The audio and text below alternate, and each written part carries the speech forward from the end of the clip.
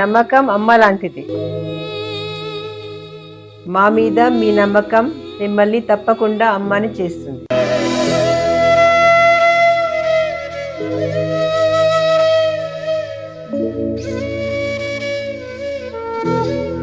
నేడు ఎంతో మంది మా మీద నమ్మకంతో అమ్మాయారు. మీకోసం అమ్మతనం ఎదురు చూస్తుంది. వివరాలకు సంప్రదించండి. Kiran infertility centre, Hyderabad, Bengaluru, Chennai, Delhi. శ్రీమన్మహాగణాధిపతయే నమః.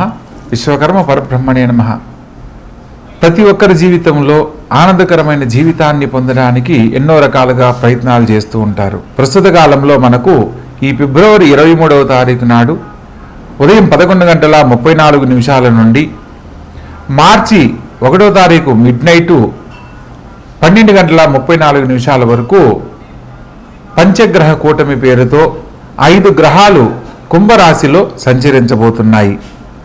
మనకు గత జీవితాల్లో షష్టగ్రహ కూటమి, సప్తగ్రహ కూటమి, ఇలా చతుర్గ్రహ కూటమి, త్రిగ్రహ కూటమి అంటే ఇట్లా మనకు ఒకే స్థానంలో 3 గ్రహాలు, 4 గ్రహాలు, 5 గ్రహాలు కలవడాన్ని మనం గమనించుంటాం. కానీ ఈ యొక్క 2026వ సంవత్సరంలో ఈ యొక్క పంచగ్రహ కూటమి అనే కుంభరాశిలో ఏర్పడుతుంది. పంచగ్రహాలుగా రవి, బుధులు, అదేవిధంగా రాహువు, శుక్రుడు మరియు కుజగ్రహాలుగా తెలియజేయడం జరుగుతుంది. ఈ 5 గ్రహాలు ఒకే స్థానంలో సంచరించేటప్పుడు ప్రత్యేకంగా రవి, రాహువులు గనక కలిస్తే పట్టుదలకు సంబంధించిన పనులు కానీ, విద్యుత్తుకు సంబంధించిన సంస్థల్లో ఇబ్బందులు, కొన్ని రకాల సమస్యలు ఎదుర్కోవడము, అదేవిధంగా కుజుడు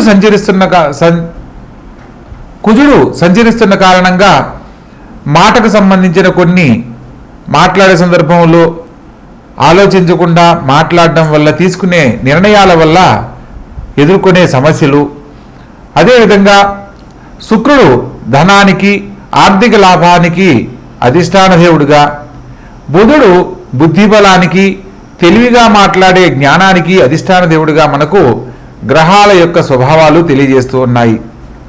ఇలా ద్విగ్రహాలు అంటే 2 గ్రహాలు కలిపినప్పుడు రవిగ్రహంతో బుధుడు గనక కలిస్తే బుధ ఆదిత్య యోగము అని అంటారు.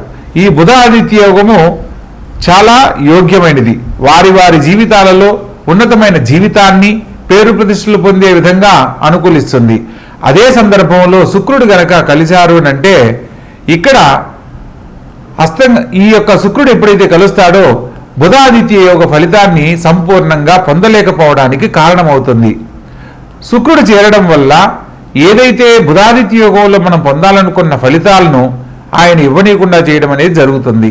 తత్కారణంగా యోగం ఉన్నప్పటికీ కూడా కొన్ని రకాల పరిస్థితుల్లో మనం సమస్యలు ఎదుర్కోవడం కూడా జరుగుతూ ఉంటుంది.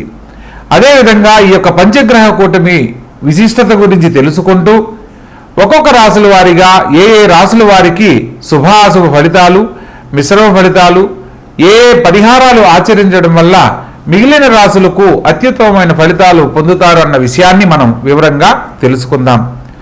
ప్రత్యేకంగా ఈ యొక్క పంచగ్రహ కూటమి గురించి మనం పెద్దగా భయపడవలసిన విషయం కాదు అనేది ముఖ్యంగా తెలుసుకోవాల్సిన విషయం. ఎందుకంటే 2019 డిసెంబర్ 26లో షష్టగ్రహ కూటమి ఏర్పడిన సందర్భంలో మనకు కరోనా పేరుతో అనేక రకాల సమస్యలు ఎదుర్కొన్న సంగతి అందరికీ తెలిసినదే.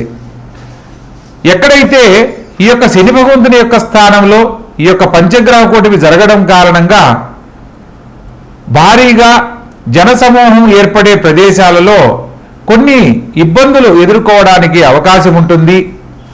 శక్తికి మించిన పనులు చేయరాదని సూచనగా తెలుసుకోవాలి. విద్యుత్తుకు సంబంధించిన పనుల్లో కూడా తగు జాగ్రత్తలు తీసుకోవాలి. విద్యుత్ రంగాల్లో పనిచేసే వాళ్ళు కానీ లేదా పెద్ద పెద్ద పెట్టుబడులు చేసే విషయాలలో ప్రస్తుత కాలంలో ఎటువంటి నిర్ణయాలు తీసుకోకూడదు అని సూచనగా తెలియజేయడం జరుగుతుంది. షష్టగ్రహ కూటమి వల్ల మనం అనేక రకాల సమస్యలు కోవిడ్ పేరుతో ఎదుర్కొన్నప్పటికీ పంచగ్రహ కూటమిలో కొన్ని పరిస్థితుల కారణంగా జాతకరీత్యా మనం ఆచరించే పరిహారాల కారణంగా కొన్ని శుభ ఫలితాలు అందరూ పొందడానికి అవకాశం ఉంది. ప్రస్తుత కాలంలో ఈ యొక్క ద్వాదశ రాశుల యొక్క శుభాశుభ ఫలితాల గురించి వివరంగా తెలుసుకుందాం. గ్రహ సంచార ఫలితాలను గురించి తెలుసుకునే ప్రయత్నంలో మేషరాశిలో చంద్రుడు ఈ యొక్క ఫిబ్రవరి 23వ తారీఖు నాడు 11:34 ఈ యొక్క పంచగ్రహ కూటమి ఏర్పడుతుంది. మార్చి నెల 1వ తారీఖు మిడ్ నైట్ 12:34 వరకు ఉన్న సమయంలో ప్రస్తుతం ఇది వృషభ లగ్నంలో ఈ యొక్క పంచగ్రహ కూటమి ఏర్పడుతుంది. మిథున రాశిలో గురుగ్రహ సంచారము, సింహరాశిలో కేతుగ్రహ సంచారము, అదేవిధంగా కుంభరాశిలో రవి రాహు బుధులు మరియు శుక్ర కుజులు సంచరిస్తున్నారు. మీనరాశిలో శని సంచారం జరుగుతూ ఉన్నది.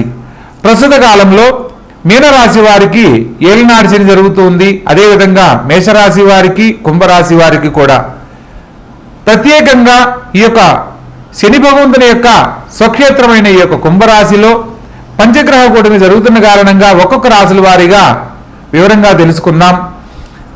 ముందుగా మేషరాశి, వృశ్చిక రాశి. ఈ యొక్క వృశ్చిక రాశి జాతకులను కనుక మనం పరిశీలించినట్లయితే పంచగ్రహ కూటమి చతుర్థ స్థానంలో సంచరిస్తున్న కారణంగా అర్ధాష్టమ ఫలితాలు కలుగుతాయి. ప్రత్యేకంగా తృతీయ చతుర్థాధిపతి అయిన శని భగవంతుడు పంచమంలో సంచరిస్తున్న కారణంగా ఉద్యోగం చేస్తున్న వారికి ఉద్యోగంలో స్థానచలన బదిలీలు పొందే అవకాశం కలదు. పని భారం అధికమవుతుంది. పనుల ఒత్తిడి, అధిక శ్రమ, మానసిక చింతన చిన్న చిన్న సమస్యలుగా ఎదుర్కోవడానికి అవకాశం కలదు. అష్టమ స్థానంలో ద్వితీయ పంచమాధిపతి సంచరిస్తున్న కారణంగా ఉద్యోగ జీవితంలో కానీ భవిష్యత్తుకు సంబంధించి తీసుకునే నిర్ణయాల్లో కానీ మీ యొక్క మిత్రులను సహచరులను సంప్రదించి తదుపరి నిర్ణయం తీసుకోవడం వల్ల అత్యుత్తమమైన ఫలితాలు పొందడం జరుగుతుంది.